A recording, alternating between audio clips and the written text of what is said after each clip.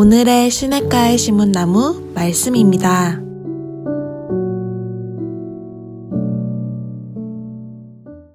축복합니다. 오늘도 우리가 주님의 말씀 안에 승리하는 복된 하루를 살아가시기를 주님의 이름으로 축복합니다. 우리가 매일매일의 삶을 승리하며 살아가는 것 너무나 중요합니다. 아멘. 오늘 하루를 승리하며 살아가는 복된 하루가 되시기를 주님의 이름으로 축복합니다. 우리가 매일매일의 삶을 승리하며 살아가는 것이 중요한 이유는요, 오늘 하루는 다시 돌아오지 않는 하루이기 때문입니다. 아멘. 우리는 삶을 단 한 번밖에 살 수 없는 것입니다. 한 번 지나간 인생은 돌아오지 않는다라는 거예요. 그렇기 때문에 우리의 삶은 너무나 소중하고 중요한 것입니다. 그리고 성경은 이것보다 더 중요한 사실을 우리에게 말씀하고 있습니다. 다시 돌아오지 않는 우리의 짧은 인생으로 인해서 우리의 영원함이 결정된다라는 거예요. 아멘. 그러므로 오늘 하루를 주님의 나라 가운데 주님의 영광을 위해 승리하며 살아가는 것은 너무나 중요한 줄 믿습니다. 자, 그러면 우리가 어떻게 하면 오늘 하루를 승리하며 살아갈 수 있을까? 오늘 본문 말씀은 그 중요한 내용에 관해서 말씀하고 있습니다. 오늘 하루 우리가 승리하는 삶을 살아가기 위해서 우리가 분명히 알아야 될 것은 무엇입니까? 먼저 우리 자신이 누구인지를 분명히 알아야 합니다.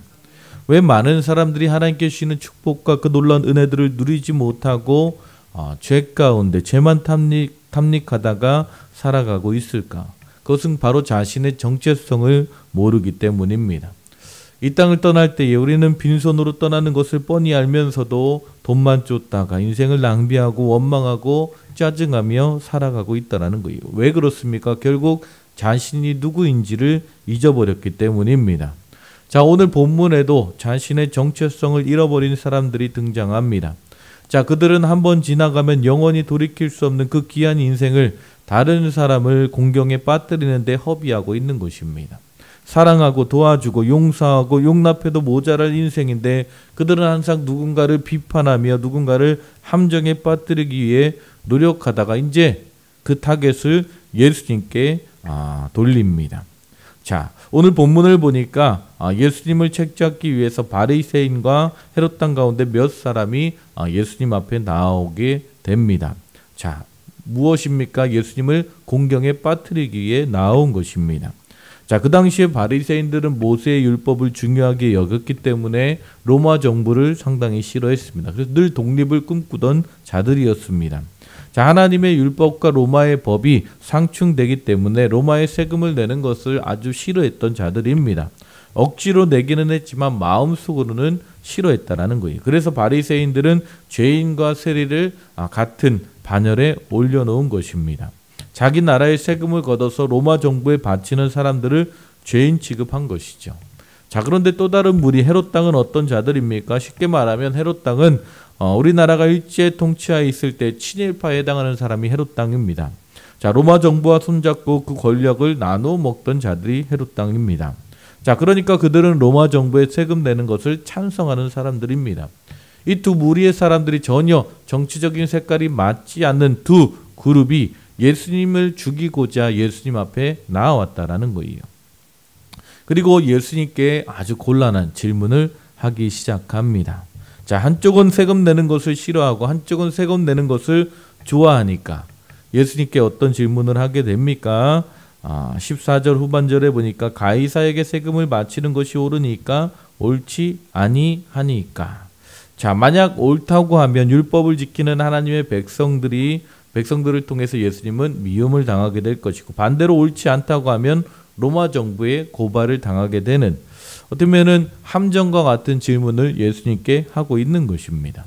자, 오늘 이 사건을 통해서 오늘 예수님께서 우리에게 무엇을 말씀하고 있을까요? 겉으로 보기에는 예수님이 그들과 논쟁하는 것 같지만 예수님의 답을 살펴보게 되면 오늘 이 답 가운데 오늘 우리에게 주신 놀라운 진리의 말씀이 있다라는 것입니다.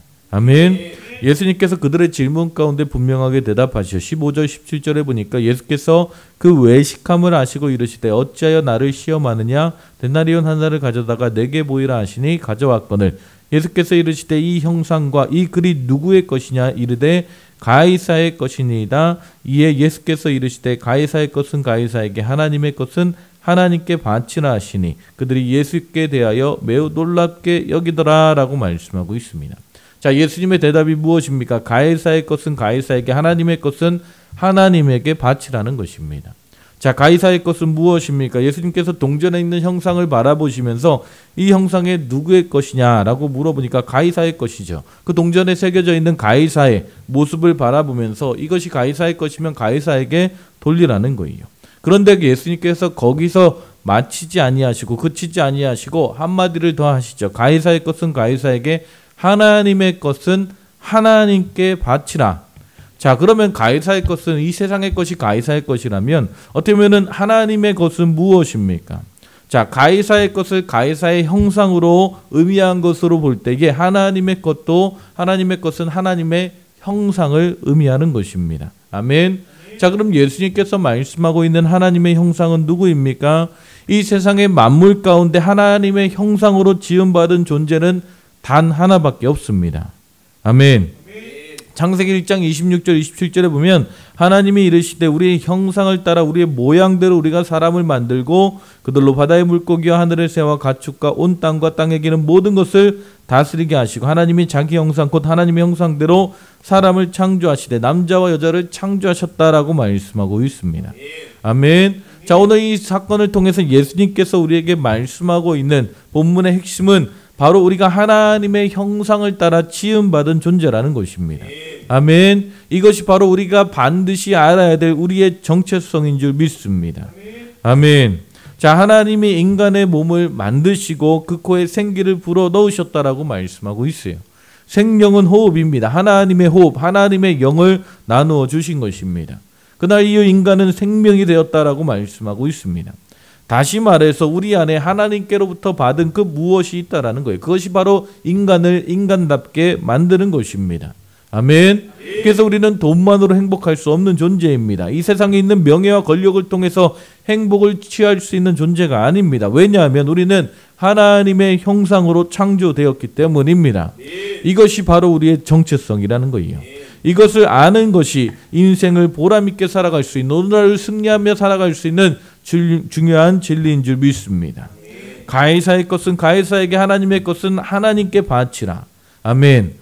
우리가 하나님의 형상으로 지음받은 존재라면 그러면 우리는 우리의 삶을 어디로 드려야 합니까? 어디에 투자해야 합니까? 우리의 삶의 우선순위는 어디가 되어야 합니까? 오늘 본문의 말씀처럼 하나님의 것이라는 표현을 통해서 우리가 하나님의 형상으로 지음받은 존재임을 강조했다면 하나님께 바치라라는 그 의미는 무엇을 의미할까요?